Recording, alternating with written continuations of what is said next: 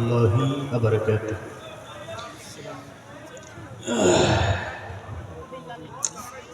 যারা এখনো অযথা রাস্তাঘাটে আছে, প্যান্ডেলে বসে পড়ুন। نحمده ونستعينه ونستغفره ونعوذ بالله من شرور أنفسنا ومن سيئات أعمالنا. من يهده الله فلا مضل له ومن يضلله فلا هادي له. نشهد أن لا إله إلا الله وحده لا شريك له، ونشهد أن سيدنا نبينا وحبيبنا ومولانا محمدا عبده ورسوله الذي أرسله بالحق بشيرا ونذيرا وداعيا إلى الله بإذنه وسراجا منيرا. فقد قال الله تعالى في كلامه المجيد والفرقانه الحميد. সকলে কণ্ঠ উজাড় করে আমার সঙ্গে পড়ুন। أعوذ بالله من الشيطان الرجيم. بسم الله الرحمن الرحيم. يا أيها الذين آمنوا هل أدلكم على تجارة تنجيكم من عذاب عليم. تؤمنون بالله ورسوله وتجاهدون في سبيل الله بأموالكم وأنفسكم. ذلكم خير لكم إن كنتم تعلمون. صدقت يا رب العالمين. من مات ولم يكذب ولم يحدث به نفسه مات على شوبة من النفاق. رواه مسلم. إن الله وملائكته يصلون على النبي يا أيها الذين آمنوا صلوا عليه وسلموا تسليما. اللهم صل على محمد وعلى آل محمد كما صليت على إبراهيم وعلى آل إبراهيم إنك حميد مجيد. اللهم بارك على محمد وعلى آل محمد كما باركت على إبراهيم وعلى آل إبراهيم إنك حميد مجيد. ইতিহাস থেকে মোরা জানলাম মুক্তির পথ হলো ইসলাম। কোরআন হাদিস পড়ে বুঝলাম মুক্তির পথ ইসলাম। ইতিহাস থেকে মোরা জানলাম মুক্তির পথ হলো ইসলাম। কোরআন হাদিস পড়ে বুঝলাম মুক্তির পথ ইসলাম। ঘুরে গেল যুগের চাকা তন্ত্র মন্ত্র সবই ফাঁকা, ঠিক কিনা? ঘুরে গেল যুগের চাকা, তন্ত্র মন্ত্র সবই ফাঁকা, জানতে গিয়ে বুঝতে পেলাম মুক্তির একই পথ ইসলাম। আলহামদুলিল্লাহ, ঐতিহ্যবাহী কুড়িগ্রাম জেলার অন্তর্গত আজকের এই তাফসিরুল কোরআন মাহফিলের সম্মানিত সুযোগ্য অভিজ্ঞ সভাপতি, আজকের মাহফিলের মধ্যমণি প্রধান আলোচক, আল্লাহ রাব্বুল আলামিন হুজুরকে নেক হায়াত এবং বারাকা দান করুন, চিল্লা পড়ুন আমিন। তিনারা সহ আজকের মাহফিলে এতক্ষণ পর্যন্ত যারা আলোচনা করেছেন, তিনারা সহ আমার বামে সামনে পিছনে বসা দিনদার, ইমানদার, ইসলাম প্রেমিক, কোরআন প্রেমিক ভাইয়েরা, মিডিয়ার ভাইয়েরা, পদ্মার অঞ্চলের অবস্থানরতা অতি সতী সদভা সর্বগুণে গুণান্বিত মা ও বোনেরা, সকলকে জানাচ্ছি আন্তরিক মোবারকবাদ। ইসলামিক রীতিনীতি অনুযায়ী আবারও জানাচ্ছি আন্তরিক সালাম। আসসালামু আলাইকুম ওয়া রাহমাতুল্লাহি ওয়া বারাকাতুহু। আপনারা সকলে কেমন আছেন? আওয়াজ করে বলতে হবে, আপনারা কেমন আছেন? আলহামদুলিল্লাহ, আপনাদের দোয়ায় আমিও ভালো রয়েছি। আলোচনা শুরুর আগে আপনাদেরকে একটি রিকোয়েস্ট করব, যারা এখনো রাস্তায় আছেন, বাড়িতে সময় নষ্ট করতেছেন, খুব দ্রুত আমাদের প্যান্ডেলে বসে পড়ুন। এখনই কোরআন থেকে আলোচনা করব ইনশাআল্লাহ। কথা হবে কোরআন থেকে। একটু আওয়াজ করে বলেন, কথা হবে কিসের থেকে? ভয় করি না শত্রু দেখে, আলোচনা করতে চাই আল্লাহ রাব্বুল আলামিনকে সাক্ষী রেখে, কথা বল ঠিক কিনা? সম্মানিত হাজিরিন, আমি মূলত ভূমিকায় কথা বলি না, ডিরেক্ট কোরআনের মূল আলোচনায় চলে যেতে চাই। আল্লাহ রাব্বুল আলামিন বলেছেন, ইয়া আইয়ুহাল্লাযীনা আমানু হাল আদুল্লুকুম আলা তিজারাতিন তুজিকুম মিন আযাবিন আলীম। আল্লাহু আকবার। আল্লাহ রাব্বুল আলামিন বলছেন, ইয়া আইয়ুহাল্লাযীনা আমানু, হে মুমিনগণ। আল্লাহ রাব্বুল আলামিন এখানে পৃথিবীর সমস্ত মানবকে ইন্ডিকেট করে বলেন নাই, ইহুদিদেরকে বলেন নাই, নাসারাদেরকে বলেন নাই, অন্যান্য ধর্মের লোকদেরকে বলেন নাই, তাম বিশ্বের মানুষকে ইন্ডিকেট করে বলেন নাই।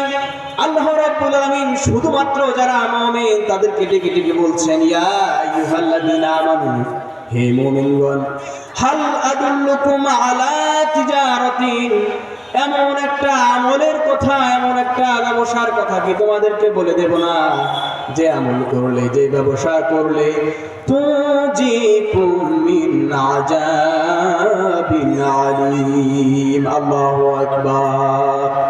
যে আমল করলে, যে ব্যবসা করলে কঠিন যন্ত্রণাদায়ক শাস্তি হতে তোমরা রক্ষা পাও।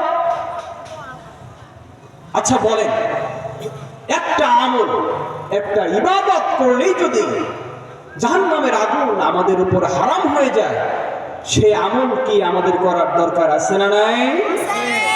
আরো জোরে বলতে হবে, সে আমল করার দরকার আছে না নাই? সম্মানিত বন্ধুগণ আমার, সে আমলটা কি? আল্লাহ রাব্বুল আলামিন পরে আয়াত নাজিল করলেন। আল্লাহ রাব্বুল আলামিন বললেন, তুমিনুনা বিল্লাহি ওয়া রাসূলিহি ওয়া তুজাহিদুনা ফি সাবিলিল্লাহ। আল্লাহু আকবার। আল্লাহ রাব্বুল আলামিন বলছেন, তুমিনুনা বিল্লাহ, আল্লাহর উপরে ঈমান আনতে হবে, ওয়া রাসূলিহি, রাসূলের উপরে ঈমান আনতে হবে, তারপরে সেই আমলটা করতে হবে। কি করতে হবে? সর্বপ্রথম আল্লাহর উপর ঈমান আনতে হবে। আল্লাহর উপর ঈমান আনলাম, আবার রাসূলকে বিশ্বাস করতে হবে। শেষ নবী জনাবে মুহাম্মদ রাসূলুল্লাহ সাল্লাল্লাহু আলাইহি ওয়াসাল্লাম, তিনি আমাদের শেষ নবী। তিনি যে ছিলেন তাকে তো আমরা দেখি নাই। আমাদের নবী তিনি যে ছিলেন, পৃথিবীতে এসেছে, তাকে কি আমরা দেখেছি? তাকে আমরা দেখিনি। না দেখে আমাদেরকে মেনে নিতে হবে যে মুহাম্মদ নামে একজন নবী আমাদের উপরে এসেছে, এই কথাটা মেনে নিতে হবে। আর কি করতে হবে? আমলটা তো আমরা করব, আমল করার আগে কিছু শর্ত আছে। সেই শর্তগুলি যদি আমরা মেনে আমলটি করতে পারি, আমাদের জন্য জাহান্নামের আগুন হারাম হয়ে যাবে। শুরুতেই যে আয়াতে কারিমা আপনাদের সামনে তেলাওয়াত করেছিলাম, আল্লাহ পাক বলেছেন, ইয়া আইয়ুহাল্লাযিনা আমানু, হে মুমিনগণ। এখন আমরা পাইলাম কয়টা? দুইটা। আল্লাহর প্রতি ঈমান আনতে হবে, রাসূলকে বিশ্বাস করতে হবে এবং ঈমানদার বান্দা হতে হবে। মোট হচ্ছে তিনটা। এই তিনটা কাজ আমরা যদি করে সে আমলটা করতে পারি, আল্লাহ রাব্বুল আলামিন বিনা হিসেবে আমাদেরকে জান্নাত দিবে। চিল্লায়া বলুন সুবহানাল্লাহ। তবে সর্বপ্রথম আমাদের কি করতে হবে? মুমিন হতে হবে। এখন মুমিন কারা, এটা আমাদের জানার দরকার আছে না নাই? একবার আওয়াজ করে বলতে হবে, মুমিন কারা জানার দরকার আছে না নাই? আমরা হচ্ছে মুসলমান মায়ের ঘরের সন্তান, আমরা জন্মসূত্রে মুসলমান। আমাদেরকে যদি কেউ বলে যে তুমি কি মুমিন, আমরা উত্তরে বলি হ্যাঁ আমি তো মুমিন। কিন্তু আসলে কি আদৌ আমরা মুমিন হতে পেরেছি? সত্যিকারের মুমিন কি আমরা হতে পেরেছি? সত্যিকারের মুমিন হতে গেলে কি কি গুণ ভিতরে থাকতে হবে, কি কি কোয়ালিটি ভিতরে থাকতে হবে, সেই বিষয়গুলো যদি আমাদের ভিতরে থাকে তাহলেই বোঝা যাবে আমরা সত্যিকারের মুমিন। আর যদি এই গুণগুলি না থাকে তাহলে বুঝে নিতে হবে এখনো আমরা সত্যিকারের মুমিন হতে পারি না। এই কথা কোন ঠিক কিনা? আসুন তাহলে আমরা আগে জেনে নেই মুমিন কারা। আল্লাহ রাব্বুল আলামিন বলছেন, ইন্নামাল মুমিনুনা আল্লাযীনা ইযা যুকিরাল্লাহু ওয়াজিলাত কুলুবুহুম। ইন্নামাল মুমিন, নিশ্চয় মুমিন যারা, আল্লাযীনা ইযা যুকিরাল্লাহ, যারা আল্লাহর কথা স্মরণ করলে ওয়াজিলাত কুলুবুহুম, তাদের হৃদয়টা আল্লাহ রাব্বুল আলামিনের ভয়ে কেঁপে ওঠে। চিল্লায়া বলুন সুবহানাল্লাহ। এই যে আজকে তাফসীরুল কোরআন মাহফিল হচ্ছে, এই কোরআনের প্যান্ডেলে আলোচনা বাদ দিয়ে এখনো যারা বিভিন্ন কাজে মেতে রয়েছেন, আলতু ফালতু সময় নষ্ট করতেছেন, অথচ আপনার হাতে সময় আছে, চাইলে আপনি প্যান্ডেলে বসতে পারেন। যদি আল্লাহর ভয় আপনার হৃদয়ের ভিতরে থাকতো, অবশ্যই কোরআনের কথা শোনা মাত্রই আপনি সেখানে বসে যেতেন। কথা কোন ঠিক কিনা? তাহলে এখানেই পরীক্ষা হয়ে যায় যে আল্লাহর কথা চলছে, আপনার এখানে এসে বসতে পারেন নাই, তাহলে আপনার এখনো সত্যিকারের মুমিন হতে পারেন না। সত্যিকারের মুমিন ছিল যারা, তারা কেমন ছিল? আমি একটা উদাহরণ আপনাদের সামনে দেব। আল্লাহর নবীর একজন পয়গম্বর ছিল, হযরত ইউসুফ আলাইহিস সালাম। হযরত ইউসুফ আর জুলাইখার ঘটনা শুনেন নাই? এমন মানুষ মনে হয় এখানে আছে কিনা আমার সন্দেহ আছে। ছোট্ট যারা বাচ্চা তারাও ইউসুফ আর জুলাইখার কথা শুনেছেন। হযরত সুলাইমান আলাইহিস সালাম, তার ঈমানের পাওয়ার কত ছিল, আল্লাহকে কত পরিমাণ তিনি ভয় পেতেন, একবার শুনলেই বুঝতে পারবেন। ইউসুফ আলাইহিস সালাম যখন তরুণ হয়ে গেল, যুবক হয়ে গেল, ইউসুফ আলাইহিস সালামকে জুলাইখা ছোট্ট থেকে নিজের সন্তানের মতো লালিত পালিত করেছিল। কিন্তু যখন ইউসুফ আলাইহিস সালাম তরুণ হয়ে গেল, যুবক হয়ে গেল, তার চেহারার ভিতরে এমন নূর, এমন লাবণ্য আল্লাহ ঢুকায় দিলেন।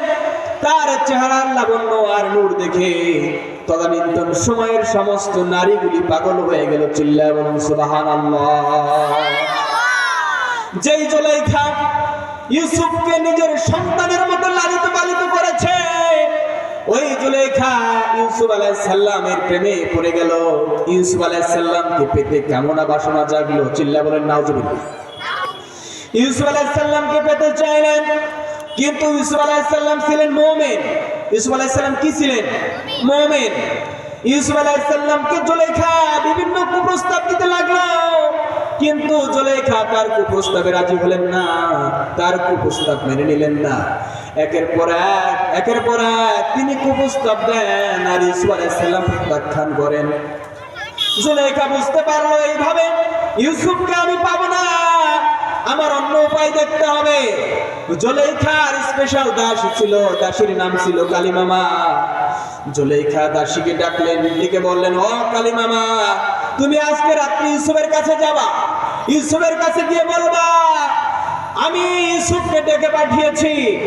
জুলেখার কথা মতো রাত্রি যখন গভীর হয়ে গেল, জুলেখার দাসী ইউসুফ আলাইহিস সালামের কাছে গিয়ে বলল, ইউসুফ, তোমার জুলেখার কাছে এক্ষুনি যেতে হবে।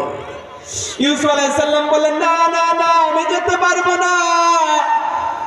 এইবার দাসী ডেকে বলে, তোমারে যেতেই হবে, জুলেখার আদেশ। ইউসুফ আলাইহিস সালাম মহা বেকায়দায় পড়ে গেলেন। ইউসুফ আলাইহিস সালাম কোন কুল কিনারা পেয়ে দাসীর সঙ্গে যেতে লাগলেন। যেতে যেতে মনে মনে বলতে লাগলেন, রব্বুল আলামিন,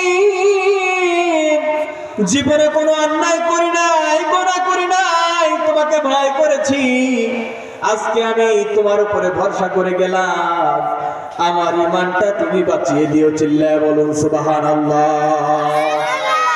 ইউসুফ আলাইহিস সালাম দাসীর সঙ্গে যেতে লাগলেন।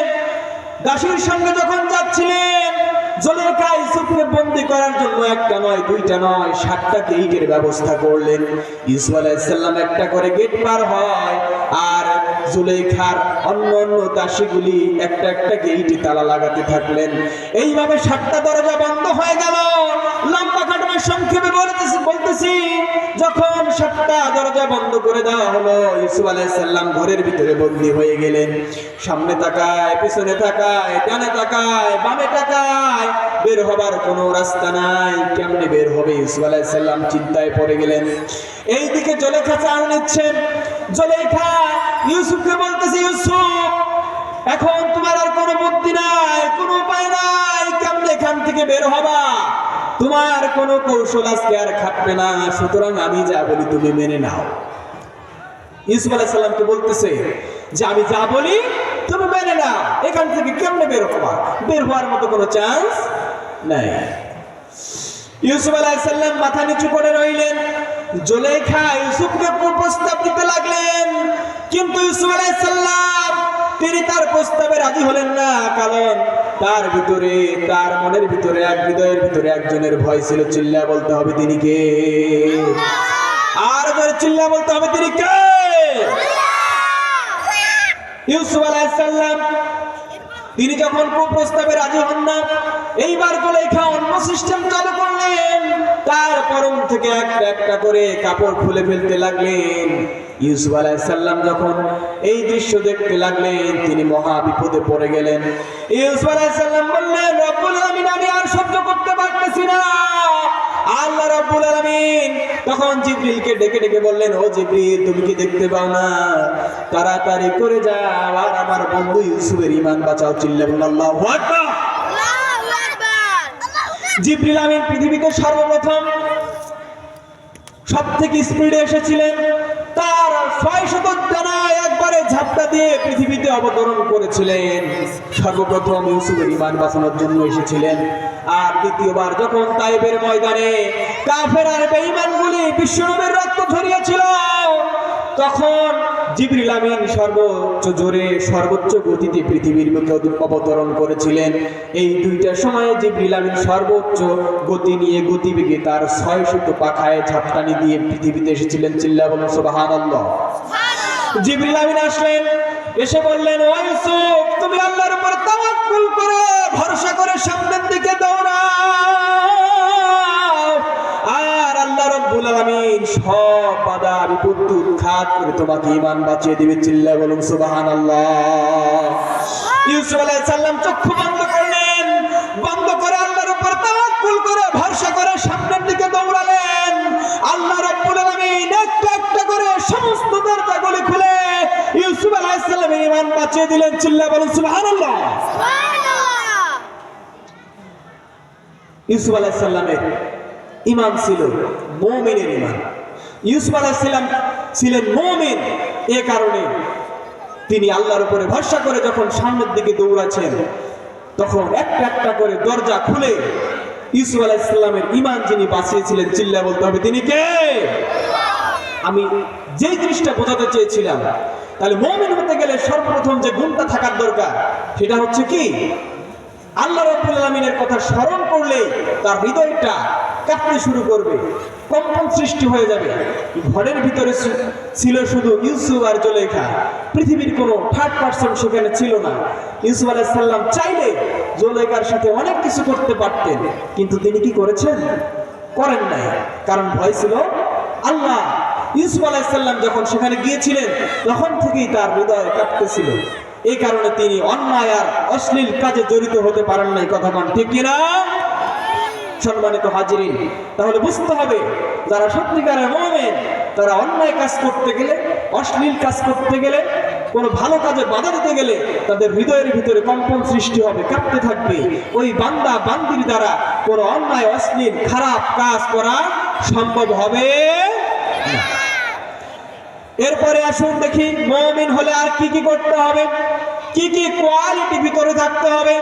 আল্লাহ রাব্বুল আলামিন বলছেন, ওয়াইজা তুলিয়াত আলাইহিম আয়াতুহু জাদাতুহুম ঈমানা। আল্লাহু আকবার। সত্যিকারের মুমিন যারা হবে তারা যখন কোরআনের আয়াত পাঠ করবে আল্লাহ রাব্বুল আলামিন তাদের ঈমানকে আগের তুলনায় আরো বাড়িয়ে দিবে। চিল্লায় বলুন সুবহানাল্লাহ। শুধু তাই নয়, এখানে কোরআনের আলোচনা হচ্ছে, যারা কোরআন থেকে শুনতেছে আর যে পাঠ করতেছে, কোন বান্দা যদি শুনে আল্লাহ রাব্বুল আলামিন এখন যে ঈমান রয়েছে, ঈমানের স্পিড রয়েছে, যত শুনবে তত বহু গুণে তাদের ঈমানকে বাড়িয়ে দিবে। তিনি কে? আর করে বলতে হবে তিনি কে? তাহলে আমাদের ঈমান এখন বেড়েছে না কমেছে? একবার আওয়াজ করে বলেন, ঈমান বেড়েছে না কমেছে? সম্মানিত হাজিরিন, যারা এখানে বসতে পারেননি বুঝতে হবে তাদের ঈমানের ভিতরে মরিচিকা রয়েছে। কথা কোন ঠিক কিনা? তারা এখনো সত্যিকারের মুমিন হতে পেরেছে? পারেন না। খুব কম সংখ্যক মানুষ, হাতে গোনা কিছু মুষ্টিময় মানুষ যারা ঈমানদার, যারা মুমিন, তারাই শুধু এখানে এসে বসতে পেরেছে। কথা কোন ঠিক কিনা? এরপর আল্লাহ রাব্বুল আলামিন কোরআনের ভিতরে বলেছেন, ওয়া আলা রাব্বিহিম ইয়াতাওয়াক্কালুন। আল্লাহু আকবার। সত্যিকারের মুমিন যারা হবে সুখে দুঃখে সর্বাবস্থায় সব সময় একজনের উপরে ভরসা করবে। তিনি কে? আল্লাহ। আর জোরে বলতে হবে তিনি কে? আল্লাহ। সত্যিকারের মুমিন কোন খাজা, কোন পীর, কোন ভণ্ড কারো উপরে ভরসা করতে পারে? কারণ হচ্ছে কি, কোন খাজা বাবা, পীর বাবা কেউ কোন ছেলে সন্তান অথবা অর্থ কিচ্ছু দিতে পারবে না। শুধুমাত্র আল্লাহ রাব্বুল আলামিন তিনার কাছে চাইতে হবে, আর তিনার কাছে চাইলে একমাত্র শুধুমাত্র তিনি ক্ষমতার মালিক দেওয়ার। কথা কোন ঠিক কিনা? এজন্য আমরা আল্লাহ রাব্বুল আলামিনের কাছে বেশি বেশি চাইবো, যাতে আল্লাহ রাব্বুল আলামিন আমাদেরকে দেন। চিল্লায় বলুন আমিন। এরপরে সত্যিকারের মুমিন সম্পর্কে আল্লাহ রাব্বুল আলামিন কোরআনুল কারীমের ভিতরে কি বলেছেন? আল্লাহ রাব্বুল আলামিন বলেন, আল্লাযীনা ইউকিমুনাস সালাত। আল্লাহু আকবার। সত্যিকারের মুমিন যারা হবে তারা সমাজে সালাত সুপ্রতিষ্ঠিত করবে, কায়েম করবে। সত্যিকারের মুমিন যারা হবে তারা নামাজ থেকে পিছপা হবে না। সত্যিকারের মুমিন যারা হবে তারা নামাজ আদায় করবে 5 ওয়াক্ত। শুধু নামাজ আদায় করবে না, নামাজ কায়েম করবে। নামাজ আদায় করা আর কায়েম করা দুইটা এক জিনিস নয়। নামাজ পড়া আর কায়েম করার ভিতরে তফাৎ রয়েছে। নামাজ পড়া হচ্ছে আপনি আমি জামাতে নামাজ আদায় করি হুজুরের পিছনে, আর কায়েম করা অর্থ হচ্ছে আমি আপনি চেষ্টা করব যাতে সমাজের সকল মানুষ নামাজ আদায় করে। চিল্লায় বলুন সুবহানাল্লাহ। তাহলে কি করতে হবে? আমি নামাজ পড়ি, আমার বন্ধুকে নামাজ পড়াতে হবে, আমার পরিবারকে পড়াতে হবে, আত্মীয়দেরকে পড়াতে হবে, সমাজবাসীকে নামাজের জন্য উদ্বুদ্ধ করতে হবে। যখন সকলে মিলে নামাজ পড়বে তখন সেটা হবে কি? নামাজ কায়েম। সংক্ষিপ্ত সময় আমি শুধু মূল বিষয়গুলি টাচ দিয়ে সামনে চলে যাব। দ্বিতীয় নম্বর পয়েন্ট আল্লাহ রাব্বুল আলামিন কি বলছেন? আল্লাহ রাব্বুল আলামিন বলছেন আল্লাযীনা ইউকিমুনাস সালাতা ওয়া মিম্মা রাযাকনাহুম ইউনফিকুন। আল্লাহ রাব্বুল আলামিন বলছেন ওয়া মিম্মা রাযাকনাহুম ইউনফিকুন। আল্লাহু আকবার। সত্যিকারের মুমিন যারা হবে, আল্লাহ রাব্বুল আলামিন তাদেরকে যে সম্পদ দিয়েছে, তাদেরকে যে ধন দিয়েছে, তারা আল্লাহ রাব্বুল আলামিনের রাস্তায় সেগুলো ব্যয় করবে। চিল্লায়া বলুন সুবহানাল্লাহ। তাহলে আমাদেরকে যে ধন সম্পদ দিয়েছে তিনি কে? একবার চিল্লায়া বলেন তিনি কে? ধন সম্পদ কি আপনার? ধন সম্পদ কি আমার? যে ধন সম্পদ পার্থিব জীবনে আমরা দেখি, এগুলোর মালিক আমরা না। ধন সম্পদের মালিক আপনি নন, আমি নই। এক্ষুনি মরে যান, আপনাকে ওই অন্ধকার কবরে কর্মরে শীতের মধ্যে রেখে আসবে। কথা কোন ঠিক কিনা? কেউ আপনাকে আটকাবে না। ছেলে বলবে তাড়াতাড়ি দাফনের ব্যবস্থা করো, মেয়ে বলবে আর রাখা যাবে না, কবরস্থ করে দাও। আত্মীয় স্বজন বলবে বেশিক্ষণ রাখলে গোনা হবে, তাকে কবরে দিয়ে দাও। সমাজের সকল লোক বলবে তাকে কবরস্থ করে ফেলো, আর দুনিয়াতে রাখা যাবে না। আপনি যদি মরে যান, দুইটা হাত আপনার ফাঁকা, শুধুমাত্র 3.5 হাত বডি নিয়ে আর কাফনের সাদা কাপড় নিয়ে আপনাকে অন্ধকার কবরের ভিতরে প্রবেশ করতে হবে। এজন্য আপনি বড়াই করবেন না, সম্পদের বাহাদুরি করবেন না। যে সম্পদ আল্লাহ রাব্বুল আলামিন দিয়েছেন, এই সম্পদ নিজের বলে কোনো সময় মনে করবেন না। সব সম্পদের মালিক একজন, তিনি কে? ক্ষমতার মালিক আল্লাহ, সম্পদের মালিক আল্লাহ, রিজিকের মালিক আল্লাহ, আপনাকে ঘুম পাড়ানোর মালিক আল্লাহ, আপনাকে ঘুম থেকে জাগানোর মালিক আল্লাহ, আপনাকে জীবন দেওয়ার মালিক আল্লাহ, আপনাকে মৃত্যু দেওয়ার মালিক আল্লাহ। কথা কোন ঠিক কিনা? এজন্য আল্লাহ রাব্বুল আলামিনের সম্পদ আল্লাহর রাস্তায় ব্যয় করবে ইনশাআল্লাহ। এই কিছু গুণাবলী যদি কোনো মানুষের ভিতরে থাকে, তাহলে সেই হচ্ছে কি সত্যিকারের মুমিন। আর সত্যিকারের মুমিন যদি কোনো বান্দাবান্দি হয়, আল্লাহ রাব্বুল আলামিন বলছেন হাল আদুল্লুকুম আলা তিজারাতিন, তোমাদেরকে কি এমন একটা আমলের কথা আমি বলে দেব না? এমন একটা ব্যবসার কথা কি তোমাদেরকে বলে দেব না?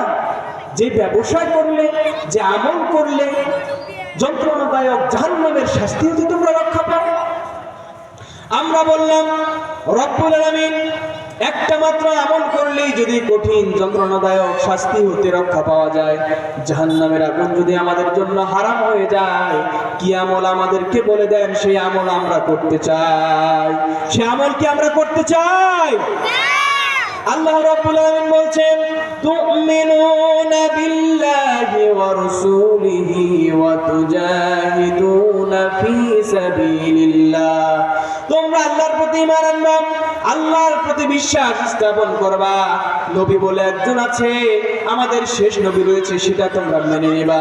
মেনে নেওয়ার পর তোমরা বিআমওয়ালিকুম ওয়া আনফুসিকুম, জান এবং মাল দিয়ে তুজাহিদুনা ফি সাবিলিল্লাহ, আল্লাহ রাব্বুল আলামিনের রাস্তায় জিহাদ করবা। চিল্লায়া বলো সুবহানাল্লাহ। তোমরা কি করবা? জান এবং মাল দিয়ে আল্লাহর রাস্তায় জিহাদ করবা। সম্মানিত হাজিরিন, আমি একটু আগেই বলেছি জান এবং মাল এই দুইটার মালিক একজন, তিনি কে? আল্লাহ। এজন্য আল্লাহ রাব্বুল আলামিনের রাস্তায় আমরা সবকিছু দিয়ে, জান এবং মাল দিয়ে আল্লাহর জমিনে আল্লাহর দ্বীন প্রতিষ্ঠার লড়াই করবে ইনশাআল্লাহ। আল্লাহ রাব্বুল আলামিন এখানে কিসের কথা বলেছেন? তুজাহিদুনা ফি সাবিলিল্লাহ, জিহাদের কথা বলেছেন। জিহাদ আসলে কি? জিহাদ এই কথাটা উচ্চারণ করলেই আমরা কিছু কিছু মানুষ মনে করি জিহাদ শব্দের অর্থ মনে হয় মারামারি, কাটাকাটি, হানাহানি, এগুলো করা।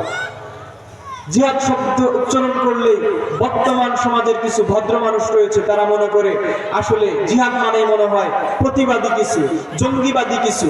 জিহাদ মানে মনে হয় রক্তারক্তি, জিহাদ মানে মনে হয় কাটাকাটি, জিহাদ মানে মনে হয় মারামারি, এইরকম মনে করে। যাদের ভিতরে এইরকম ধারণা রয়েছে, এইরকম চিন্তা ভাবনা রয়েছে, তারা এই ধারণা থেকে বের হয়ে আসেন। জিহাদ মানে মারামারি, কাটাকাটি, রক্তারক্তি, এগুলো নয়। জিহাদ মানে হচ্ছে ট্রাই। ইংলিশে বলা হয় কি? ট্রাই। বাংলাতে বলা হয় চেষ্টা। আপনি প্রাণপণ চেষ্টা করবেন আল্লাহর জমিনে আল্লাহর দ্বীন প্রতিষ্ঠা হোক, এর নাম হচ্ছে জিহাদ। কথা বলেন, এর নাম কি? জিহাদ। এই জিহাদের আমল যদি কোনো বান্দা করে, কোনো বান্দি করে, আর ওই মুমিনের কোয়ালিটি গুণাবলীগুলো যদি তার ভিতরে থাকে, আল্লাহ রাব্বুল আলামিন কাল কিয়ামতের দিন বিনা হিসেবে তাকে জান্নাত দিবে। চিল্লায়া বলুন সুবহানাল্লাহ। সম্মানিত হাজিরিন, এই জিহাদের আমল করলে আল্লাহ রাব্বুল আলামিন কত মর্যাদাপূর্ণ করে দেন, গুরুত্বপূর্ণ করে দেন। একটা ঘটনা আপনাদেরকে বলি। আল্লাহর নবীর একজন সাহাবী ছিলেন সাদ সালামী। এই সাদ সালামী এত কালো ছিলেন, এত কুষ্ঠিত ছিলেন, তার কওমের লোকের সঙ্গে, জাতির লোকের সঙ্গে তিনি যখন মিশতেন, তার কওমের লোকেরা তারে দেখতে পেত না, তারে ভালোবাসতো না, তার সঙ্গে রাগারাগি করত, দূর দূর করে তাড়িয়ে দিত। তিনি শুনতে পেলেন মক্কা নগরীতে একজন নবী রয়েছে, তার নাম মুহাম্মদ। এই মুহাম্মাদের কাছে গিয়ে যদি কেউ ইসলাম কবুল করে, কালেমা পড়ে নাই, তার কোনো দুঃখ থাকে না, কষ্ট থাকে না। সাদ যখন এই কথা শুনতে পেলেন, মুহাম্মদকে খুঁজতে লাগলেন। খুঁজতে খুঁজতে একটা সময় মুহাম্মদকে পেয়ে গেলেন। বললেন, ইয়া নবী, আপনি, আপনার উপরে কালেমা যে জারি হয়েছে, আল্লাহ রাব্বুল আলামিন কালেমা পাঠিয়েছে, এই কালেমা পড়ে যদি কেউ মুসলমান হয়ে যায়, সে নাকি অত্যন্ত সুখী হয়ে যায়, ভালো মানুষ হয়ে যায়। বিশ্বনবী বললেন, তুমি সঠিক শুনেছো, ঠিক শুনেছো। এইবার সাদ সালামী বললেন, আর দেরি করবেন না, আমারে পড়ায় দেন। আশহাদু আল্লা ইলাহা ইল্লাল্লাহু ওয়াহদাহু লা শারীকা লাহু ওয়া আশহাদু আন্না মুহাম্মাদান আবদুহু ওয়া রাসূলুহু। আল্লাহু আকবার। সাদ সালামী কালেমা পড়লেন, মুসলমান হয়ে গেলেন। যেই মক্কা নগরীর কাফের আর বেঈমান ইহুদির বাচ্চাগুলি, তার কওমের লোকগুলি তাকে গালি দিত, তাড়িয়ে দিত, দেখতে পেত না, সেইখান থেকে এইখানে আসার পরে বিশ্বনবীর সাহাবীরা এক প্লেটে করে নিয়ে তার সঙ্গে খানা খেলেন। সাদ সালামী মনে মনে চিন্তা করতে লাগলেন, আসলেই তো কথা সত্য, ইসলাম কবুল করেছি আর সুখে রয়েছি। চিল্লা বলেন সুবহানাল্লাহ। ইসলামের ভিতরে আসা মাত্রই সুখের ছোঁয়া পেয়েছে।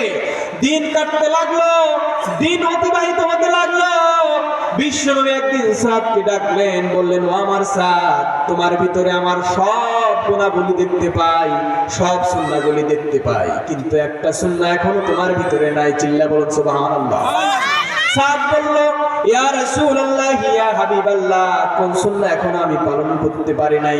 একটা বার করে বলেন, নিজের জীবন দিয়ে বলে ওই সুন্নাহটা আমি পালন করতে চাই। চিল্লা বলুন আল্লাহু আকবার।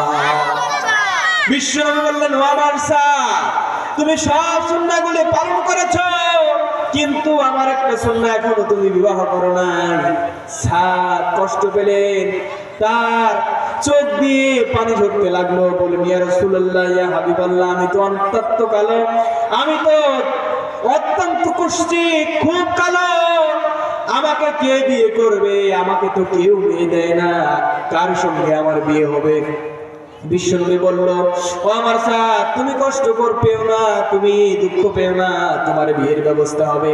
সাদ বলল, তার আগে একটা কথা আমাকে বলেন। বিশ্বনবী বলল, বলো, তুমি কি শুনতে চাও? সাদ বলল, আপনি শুধু একটা বার বলেন, আমি কি জান্নাতি কিনা? বিশ্বনবী বলল, তুমি আমার সাহাবী, অবশ্যই অবশ্যই তুমি জান্নাতি।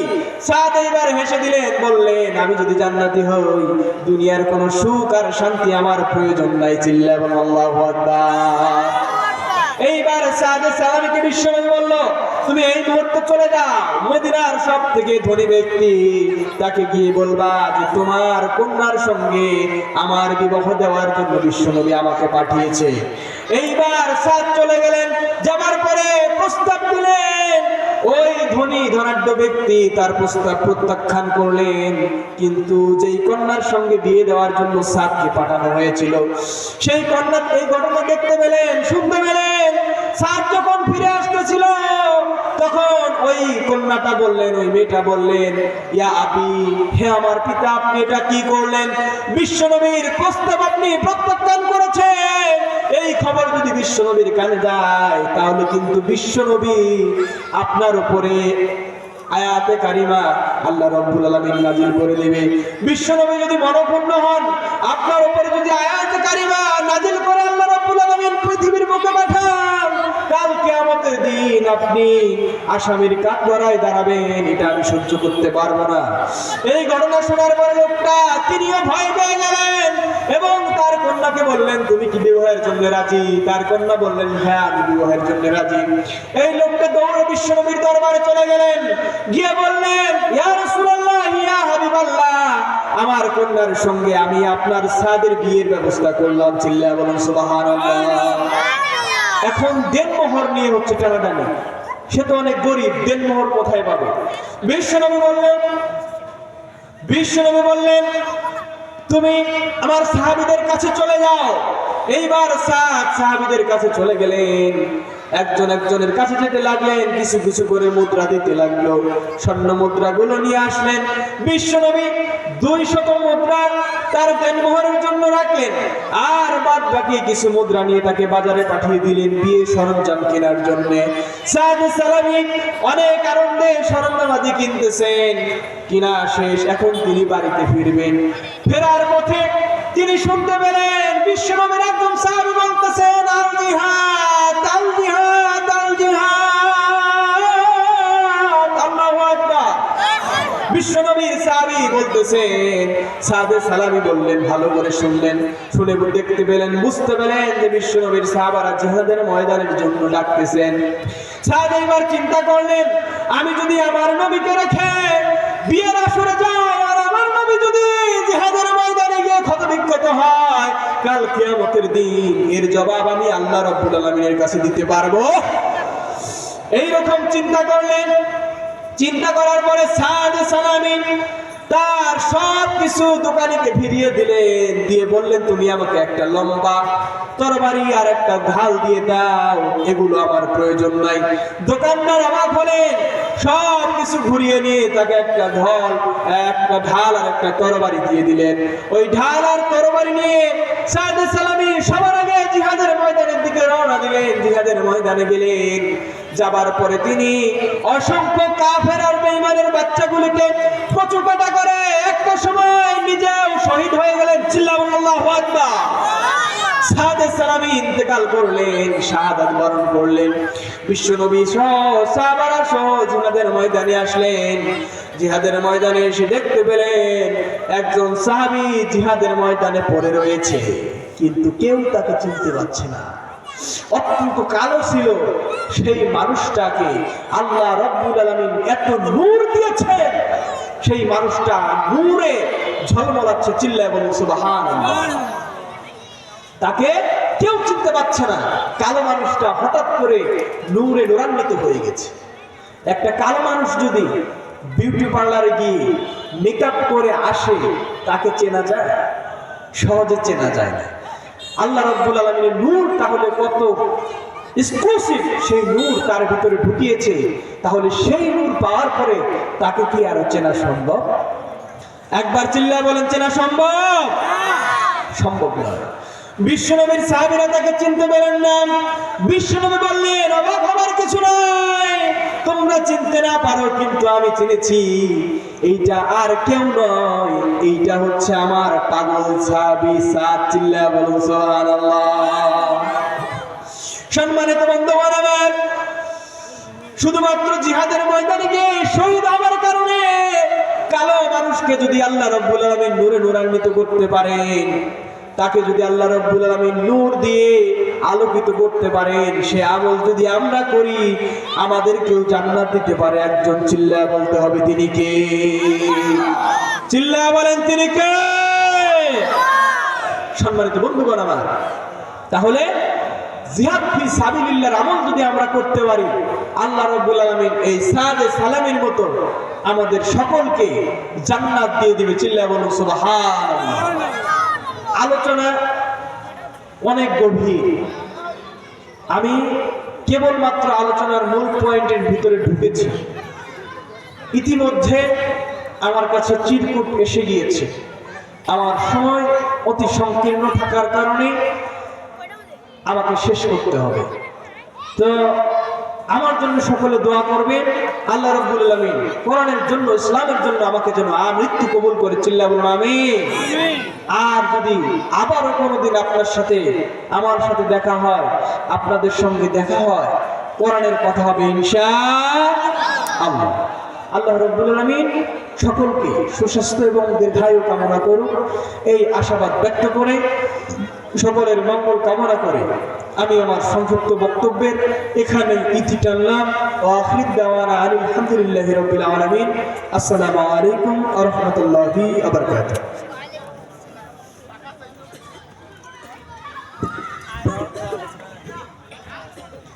আলহামদুলিল্লাহ।